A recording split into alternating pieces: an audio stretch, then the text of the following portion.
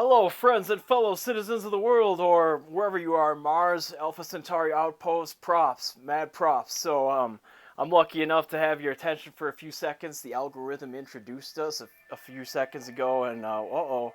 So this is me talking about music. I'm mostly trying to avoid copyright strikes on YouTube, and therefore, since I do not have proper licensing from anybody or any permission right now, there's really minimal playing of songs and things like that, because no matter what, you can get in trouble featuring somebody else's music if it's not transformative, and even then, it's not like a free for all. Even though a lot of people seem to get away with it most of the time, I hope one day I'll just be streaming my own licensed playlist from Spotify directly into your living room, your vehicle, with your permission, all over the place, and one day. So anyways, we've got this playlist number 133 called Summon the Fire. What are we doing here? This is insane.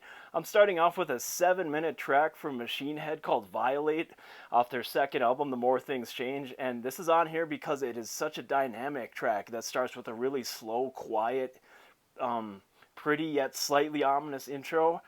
And the entire song builds up into a huge crescendo. By the end, it's really fast, and you can tell they came from like the old like hardcore punk metal, pre-metalcore days of like the early 90s thrash acts of the Bay Area or something like that. It's really fantastic. It's risky, but this is how I put these together.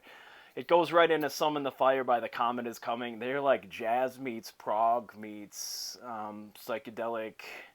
It's incredible. So the main line is done by a saxophone, and it's very vocal-esque. It's very melodic, and all the beats, the rhythms, the synth tones, everything going on is fantastic. So that's track 2.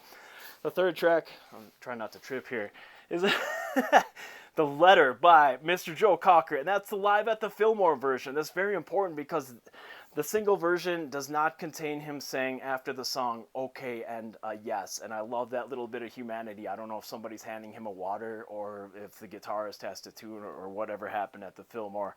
I love that, and it starts out with Joe saying, gave me a ticket for an aeroplane. So it's a well-elevated track, Once Upon a Time in Hollywood, and that needle drop is awesome. But I'm just saying, for my money, it's got to be the Fillmore version. Next track, track number 4, is Forging Generals by a band called Staple. And they were right out of like the early 2000s. I'm not going to get lost in reading stuff to you right now. I'm sorry. They're like a 4-piece. I've seen them live, and they were an interesting combination of hardcore, metal, hard rock. I don't really know. It's just this song is one that just entered my head after having The Letter on here. And following that is Rizzo by Chimera. We've got actually 3 tracks off of Pass Out of Existence. There's something about this Chimera album.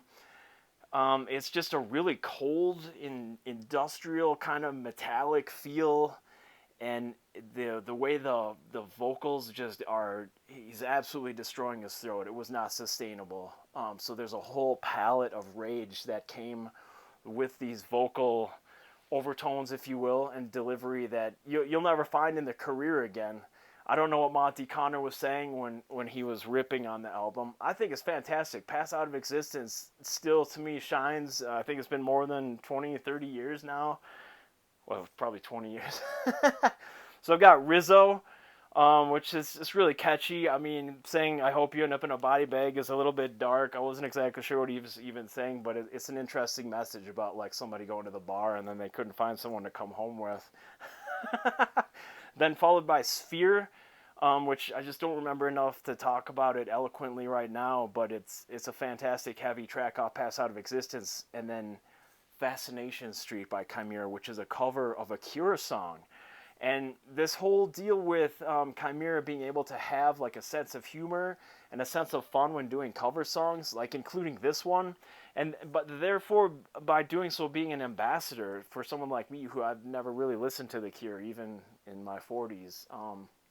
So Fascination Street, great delivery, really cool. I haven't even checked out the original yet. I'm going to need to do that. The next track, we're a few into it now, is Unfinished Business by Players Lounge Crew and Fatty McGee. They're straight out of White Bear Lake, Minnesota. I love those guys, especially certain tracks will just always stick with me and end up on certain playlists. And just him talking about being justified. I think there's a clip of them early in their recording where they're about to record, just featured as a sample on this. I like what they're talking about. I like the track. I like the backing track. Again, Players Lounge is absolutely fantastic hip hop from Minnesota. Followed by Iridescent by Linkin Park. That was just played to me randomly on YouTube, a live version back from the Chester days, and I just simply wasn't familiar with the song. Linkin Park just gets better and better to me pretty much every time I hear them. It doesn't matter which main vocalist they have. I'm a huge supporter of what they've got going on now. That's a whole separate video as well. Iridescent by Linkin Park. There's a guitar part right in the middle of it that sounds like it could have been inspired by The Edge from U2, and it is absolutely fantastic, and it brought me back to like my high school years, starting out learning Metallica and things like that, and then a band like U2 comes in where, you turn up your echo to like 100 and your chorus and your reverb pedals and start exploring those upper regions of the higher strings and creating really chimey melodic parts.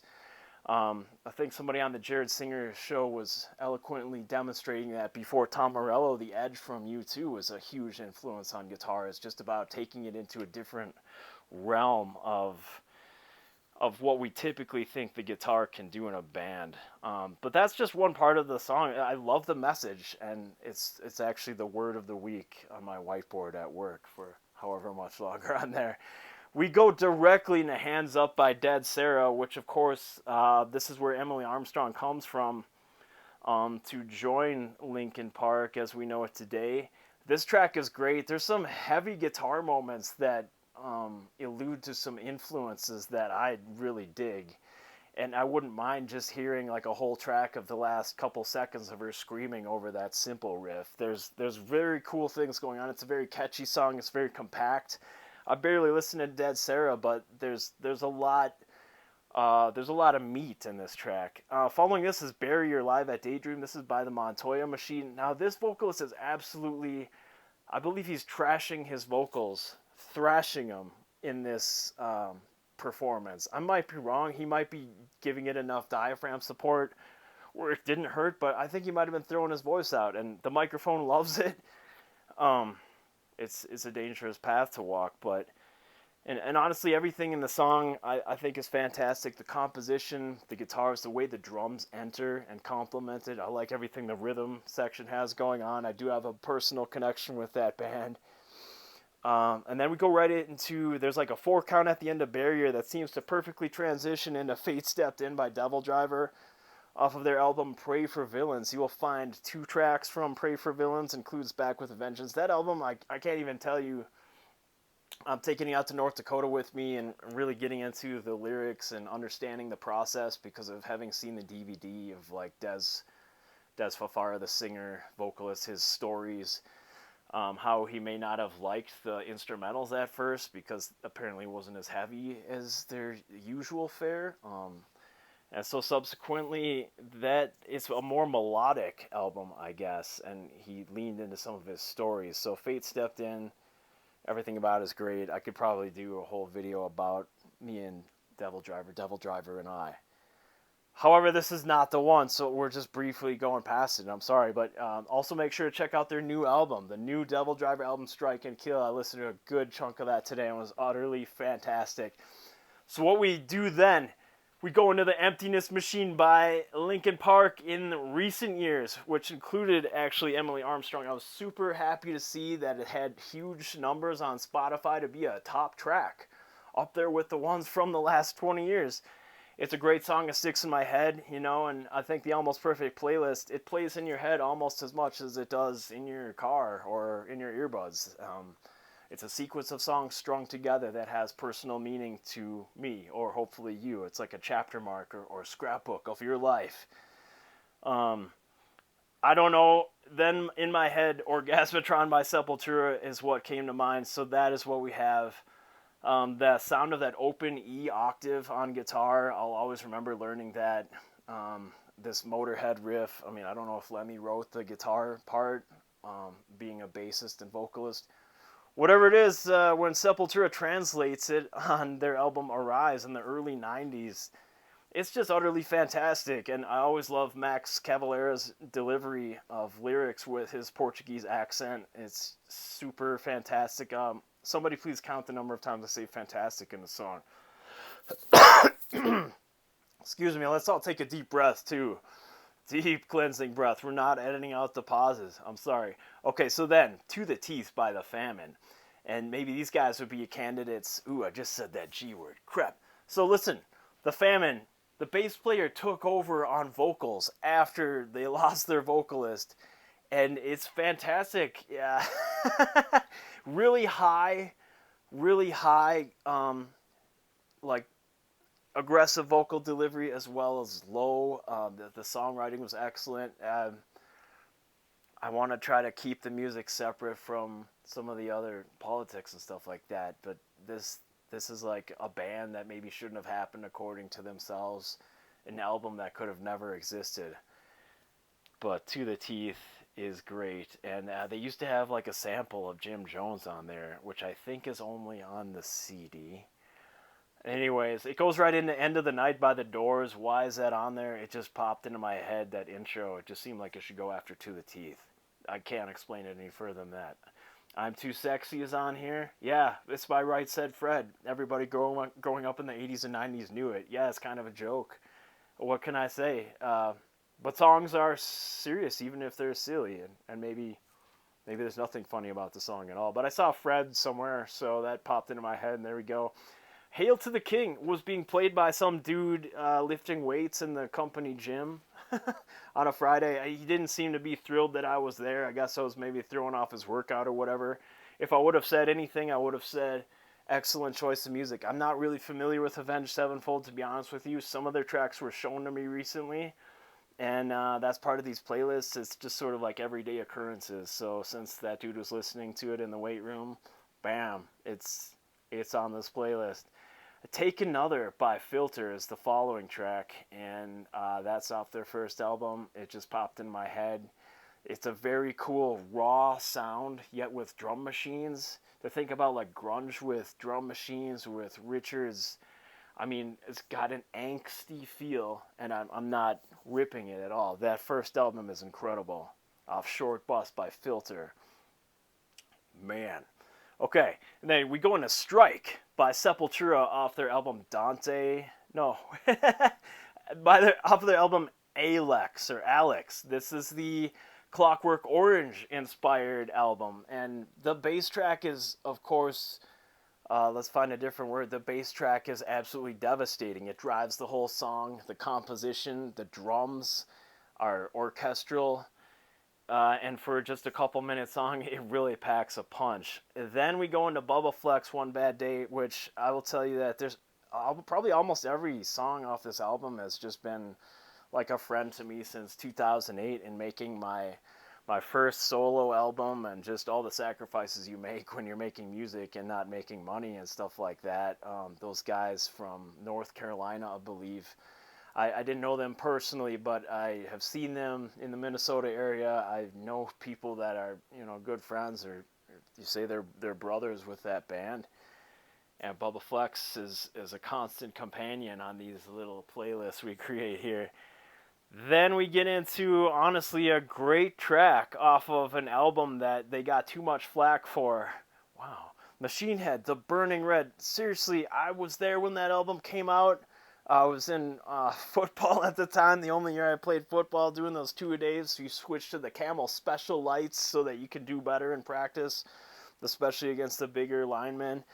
The Blood, the Sweat, Tears doesn't even have any rapping in it. Give them a break. Yeah, they tried it. A lot of people were doing it. I wonder sometimes if they've gone too far from the grooves of the early 90s. Ew.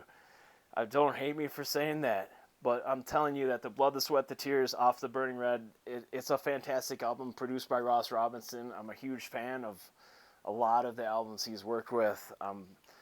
So seriously, it's larger than life. Then we go into Larger Than Life by Government Mule off Dose. Everybody knows that death is larger than life. It's just so cool. Their blues, their groove, the soul in the vocals with Warren Haynes. I think they were just a three-piece at the time, a power trio. And that album Dose just has spun hundreds, I don't know, thousands of times, and I'm still getting something out of it all these years later. Sorry, I'm just making sure I'm like alone in the house right now. Okay, so we're gonna Leave It Up to Faith by BB Knight. This is a track that was shown to me. This is a fantastic track. Oh, there we go again. Listen, when you do leave it up to faith and realize that you don't have control, it's larger than life. I mean, I don't know. It's seriously, check out this track and listen to the message and try to apply it to your life is the best thing I can say. I can't believe if you've actually stuck around for 15 plus minutes. Now, finally, I created a short just to kind of hype it up, and I even said the title wrong. Bring me, bring me to life. Bring me to life. Demo version by Evanescence. I'm telling you, this is the track that you need to hear. You've heard the one that the label thought you needed to hear in the early 2000s. They insisted to add a male vocalist because they thought that people wouldn't understand just having Amy Lee and the hard rock sort of heavy metal behind it. And I'm sorry, it's a hype track. It's so dated. It is so new metal that having that guy go back and forth with Amy Lee is honestly probably kept me from getting into that band for approximately 23 years. So now I'm checking out their newest album, which is wonderful. And honestly, I can't believe you stuck around this long. It was a pleasure to meet you. I hope this was a worthwhile investment in your time. And I truly thank you. I wish you the best. Cheers.